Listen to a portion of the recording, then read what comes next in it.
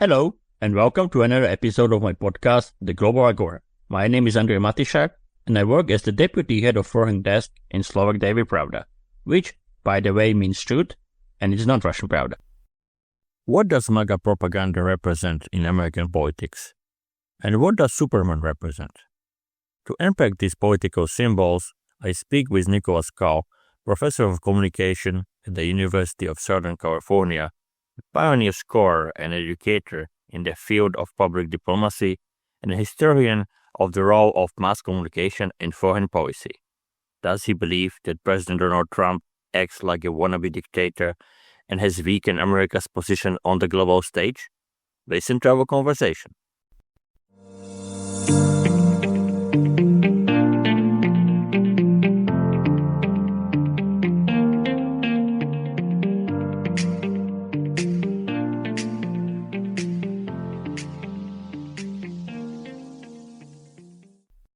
If you enjoy what I do, please support me on Coffee. For the link, see also a description of this episode. And now, up to the new debate. Nick, President Donald Trump denied that he's planning to declare war on Chicago after he made an Apocalypse Now style social media post depicting him with helicopters billowing flames and Chicago skyline claiming we are going to clean up our cities. What do you make of such a post? Is this the behavior of a wannabe dictator, or is this just Trump being Trump, or is it a little bit of both? I would say it's a little bit of both. I think that Trump is having fun with images, that images of strength have always been part of politicians in the newspaper, created by a sympathetic cartoonist, perhaps. What's interesting with Trump is that he's creating the images himself or sharing images that have been created for him. I think he's a politician and more like a social media influencer sharing fan art. And this is new in American politics, especially at the national level. I think that we have to take the images seriously because he's sharing things that are sympathetic to his base. I think that's reflecting a level of violence in American politics and a level of disdain for the other side in American politics. It's a very alarming thing to encounter in any society. The image of Chicago on fire as being a blueprint. But I think it's a serious thing that his rhetoric, his visual rhetoric, but this has been a long time. Think back to the first Trump inaugural address where he talked about American carnage. And he's always made this claim that there is an extreme disruption in American cities that requires an extreme response. So this is connected to things that have happened before, but it does, each week that goes by, it seems to move to a new level. Trump sharing these kinds of images on social media, they seem to have taken away the opportunity for satire because Trump is more extreme than any satirist would imagine him being. So think back to that video Trump shared about Gaza, where there was a golden statue of Trump and Elon Musk were taking money baths. Now, that could have been a spoof video created by Colbert Show or, a similar satire show, but it wasn't. It was actually shared by the president. So where's the room for satirists to mock a president who actually claims those extreme images for himself? But when will it stop? Because on one hand, as we said, it's a little bit of both, but on the other hand, it's clear here, I would say, the propagandistic arsenal of an authoritarian leader. Mm-hmm. Yeah, absolutely. But the important thing is not the extremity of the image, but the extremity of the action. And why these images are serious is because of the actions that they may make possible. That they have broadened the frontier of what political action might look like and what seems like a reasonable response. And this has always been the way with Trump. When he makes a claim that the American streets are a battle zone, that there's a struggle for decency in America, that then makes an extreme response on the part of the government seem reasonable. So that's the reason why we need to worry about these images, is because of actions, and the actions are beginning to happen. There are already serious consequences for Americans, even citizens who look a little different. People who come from Mexico or are visibly of Mexican descent are now having problems and finding their liberties interfered with by people who think they may be undocumented. While he is 79, Trump is regularly depicted by his supporters as a super fit athlete or military figure. So how important is this aesthetic for MAGA propaganda? I think it's very important, but this has always been the case, and you can look back through any number of movements and see how the leader was depicted as physically strong. I mean, I was thinking just yesterday, there's a Egyptian tomb carving where Ramesses, I think, is shown as a giant, and all of his enemies are like little imps, little elves dancing around his feet, and he's just squashing them as if they're nothing. And in a way, these images are still part of political life. I think the ones that come to mind are of the most unflattering, least liked political figures historically. So I won't mention name, but it's actually quite a common way for leaders to be depicted. What's unusual is the leader sharing these images themselves and openly encouraging these representations. Does a renaming of the Department of Defense to the Department of War also fit into these narratives we just talked about? And isn't it strange that Trump wants to have the Department of War when he's clearly craving for the Nobel Peace Prize? Yes, absolutely. There's a comedian in America called Stephen Wright once said, as he was the master of the great one-liners, and he said, "I'd kill for a Nobel Peace Prize." And in a way, Trump is doing that, making that argument for real. But it's important to him to be seen as a man of action. And it's quite common in America that if you can't change reality, you change symbols. So changing the name of the Department of Defense to the Department of War, reflects this cult of action. But it's also, to be frank, it was part of how people thought in the 1930s and 1920s in some countries. I mean, I think particularly when Pete Hegseth speaks, he reminds me very much of Benito Mussolini, who would say things like, "War is to men as childbirth to women." And Hegseth has said pretty much the same kind of stuff about how men should fight, and the greatest display of manliness is in being a war fight. So you see these reassertions of gender roles in MAGA era representations and culture. It's very clearly pushing that aesthetic. And yet I think that whilst the MAGA aesthetic is for perpetual warfare and struggle, they're not in any hurry to actually have warfare and struggle internationally, but rather Trump's desire to be seen as a peacemaker, a deal maker, a compromiser seems to be predominating, and not to have the United States involved in perpetual warfare. And it may be the great irony that it was when the United States had a Department of Defense that it was more engaged in wars overseas, and that now it's got a Department of War, it's going to be more engaged in a return to the old isolationism that used to be the position of the United States historically, thinking in the 19th century or in the interwar period. We may yet have an irony here where the rhetoric is warlike, but the reality is isolationist and avoiding military deployments overseas. Maybe there is another contradiction. He likes to talk about American carnage, and as you said, he likes to talk about how cities are infested with crime and everything. On the other hand, Trump all the time talks about the golden age of America. I'm just back from Osaka, and last week the Trump administration introduced a welcome video from President Trump to the American Pavilion, both inside in the corridor leading into the show and outside on the giant screen. The president appears and says, "The golden age of America is now underway. This is a special, special place," meaning the pavilion. So the proclamation of the golden age is part of the rhetoric here.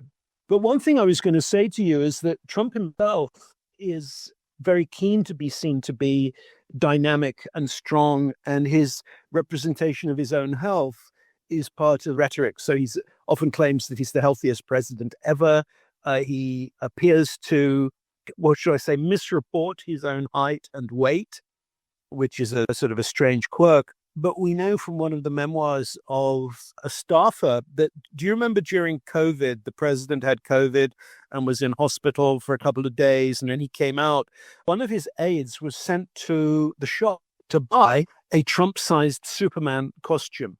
And the idea was that he had this idea that he would stand on the balcony of the White House and then open up his shirt to reveal a Superman costume underneath his jacket and shirt. Now, in the end, he did not do that. Somebody persuaded him not to do that. But the idea that he was even seriously contemplating doing the Superman reveal, I think shows part of how he perceives himself. But this is, I think it's not uncommon amongst leaders who read too much into the fact that they've become president or what have you, and start to get sort of grab so far as to plan that kind of visual stunt. Shows a little bit how extreme Trump's own psychology is. And it's really hard to find a precedent for this president in American history. In fact, he reminds me more of some of the characters we find in Roman history than characters in American history, the history of the Roman Empire, I mean. I asked you about the MAGA propaganda, and I wanted to ask you also about what do you make of those basically cultish behavior during the cabinet meetings when every cabinet member is saying something that you are great, Mr. President, you are absolutely perfect, Mr. President. So what do you make out of this? Well, I think it shows that he must have a great need to hear it, and people must need a lot of reassurance right now. To behave in that way, to be so needy of praise, I think is not a strength, but a weakness. The Democratic California governor, Gavin Newsom, is trying to, let's say, fight fire with fire. He mocks Trump, but he also communicates with right-wing personalities. It is definitely a different approach compared to what Democratic congressional leaders Hakeem Jeffries or Chuck Schumer are doing. What do you think about Newsom? Should Democrats embrace his effort or maybe not, and why? Oh, I think that there's a place for Newsom, but personally, I don't think that this is preparing him to be a serious presidential candidate next time round. I think that a winning strategy from the Democrats might include mocking Trump or calling out that the emperor has new clothes. But what they need is somebody who can actually bring the country together and take it forward, more than just mocking the person who's leader right now. We need not negative leadership, but alternative leadership. But I'm sorry, do you think this is even possible? I think this is maybe somewhat at the age of polarization. And what especially Republicans are doing, I'm not saying the other side is perfect, but I think that what especially Republicans are doing, they're basically thriving on these divisions. Yes, I think so. But at some point, something's going to give, and people will realize this level of division is not what America is about. I hope that's the case. But I agree that it's a serious moment in imagining politics in the United States, this level of division. But this level of division did not happen overnight. And I think that part of Trump's strength is that people believe that he loves them. And that's why they believe he's strong, and they love to buy a strong leader. But my response to that is how unloved does a group of people have to be to mistake Trump's approach to them as love, to have absolutely no love from a generation of political leaders, probably since Ronald Reagan. They need to have felt just excluded and neglected in order to mistake Trump's weird and even abusive relationship with the American public for love. Yeah, that's a very interesting point. Trump likes to say that under his leadership, America is again respected around the world. But various international polls show that the US image, in fact, declines in many countries amid low confidence in the Republican president. Yes. Does Trump, in fact, weaken America? That decline is not just about Trump, but is about the level of division in American politics and the level of weakness on display in the American political system. So the polls that I'd take most seriously, which would be the Pew International Polling and Holt's Nation Brands Index, both indicate levels of disappointment with American politics. But nobody is saying that they'd rather China or Russia take a leadership role in world affairs. So the loss of prestige for the United States tends to be limited to American politics or to suspicion of American people. People still think this would be a good place to money. They still want to buy American products. So I think of it at the moment, it looks like a decline in the United States relative to other leading countries. So Japan looks particularly strong. Germany still looks strong. Canada's looking, people admire Canada maybe without even knowing anything about Canada. But this is not the moment of China, the moment of Russia on the global stage. Those places are still way below the standing of the United States in the perception of international audiences as measured by scientific opinion polls, not by the claims of the leaders themselves, but the polls suggest that people are not yet ready for President Xi to run the world. Not yet, so maybe a year or two, give it a year or two. And I mean, to be serious for a while, the world is increasingly aware that there's a global climate crisis. And this means going forward that countries will be judged based on whether or not they're helping to solve the climate crisis. Now, right now, you have China moving over to extraordinary levels of electric car manufacture and usage within the country. And you have the United States, the president says windmills give you cancer, pulling back from climate action and saying there's a climate hoax. In the long term, which country's reputation will be enhanced, which country's reputation will be damaged. I think in the long term, we can see the way it's going to go. And this is definitely, for me, definitely going to damage the reputation of the United States. It has already been damaging the reputation of the United States in Europe for some time. And I think the long-term trend is clear, provided that China delivers genuine responses and solutions to the climate crisis. Of course, its reputation in the long term will be very much enhanced.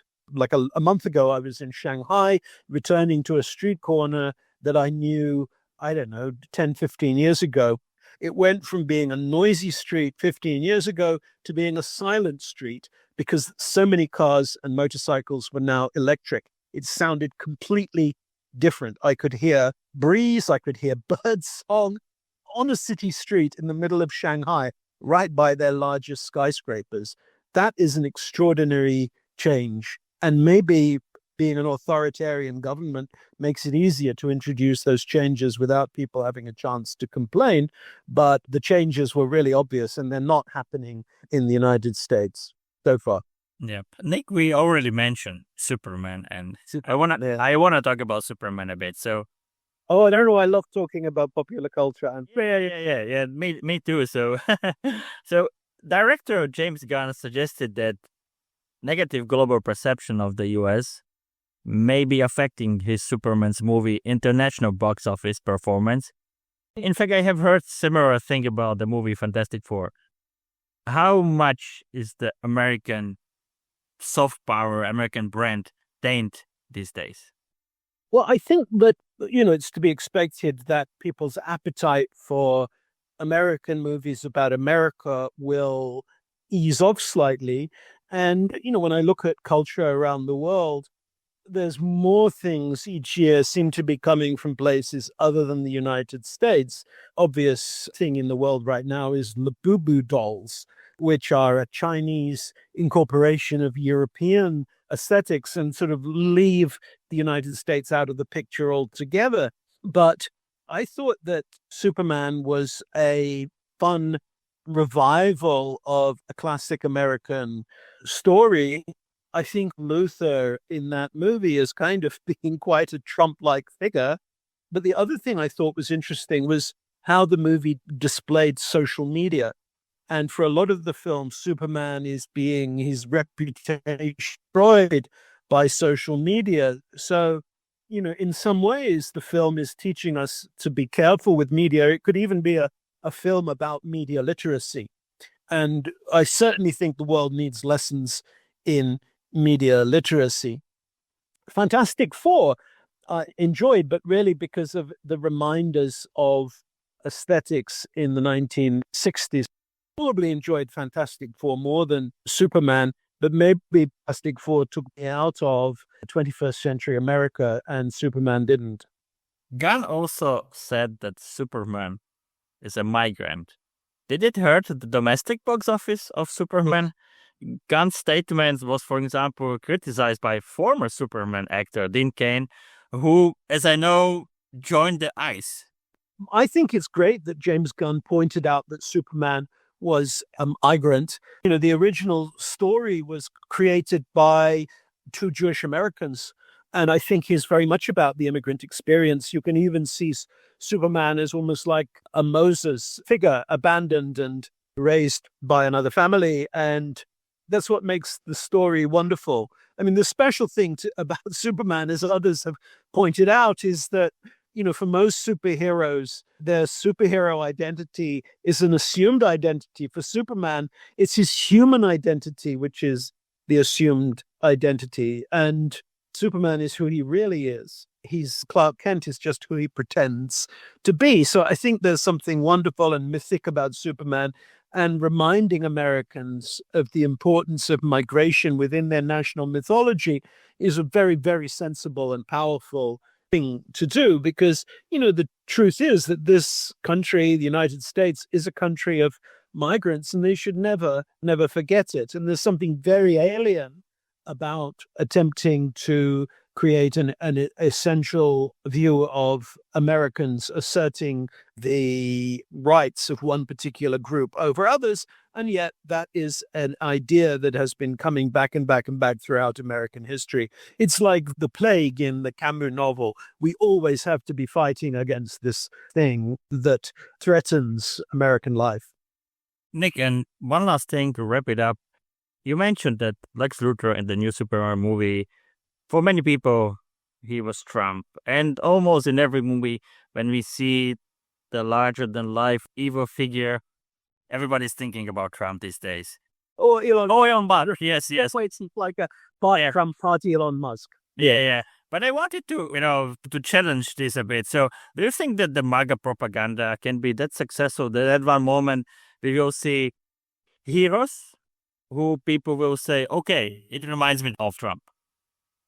It goes both ways. And in some ways, Trump is all the time trying to capture the American need or the human need for a hero, for a single person to fix problems. We like to think of a single human being as being capable of solving our problems. And when this doesn't happen, it has to be because human beings have got together in a conspiracy to prevent it from happening. And maybe the truth that we don't face is that so much in human life is beyond the control of one person, that we are like a little boat adrift on the sea of our economy and of social forces. But you and I live in a world where the fantasy of human political agency has caused many, many, many problems. They didn't begin with Trump. They won't end with Trump. Trump is just part of the current version of this same story, the human need to try and explain what's going on in terms of heroes and villains. And we always see that hero to one group is villain to another group, and the more we struggle, the worse things become. This was another episode of my podcast, The Global Agora. Subscribe, listen on Spotify, Apple Podcasts, and on the other platforms. If you enjoy what I do, please support me on Ko-fi. For the link, see also the description of this episode. Thank you for listening and stay tuned.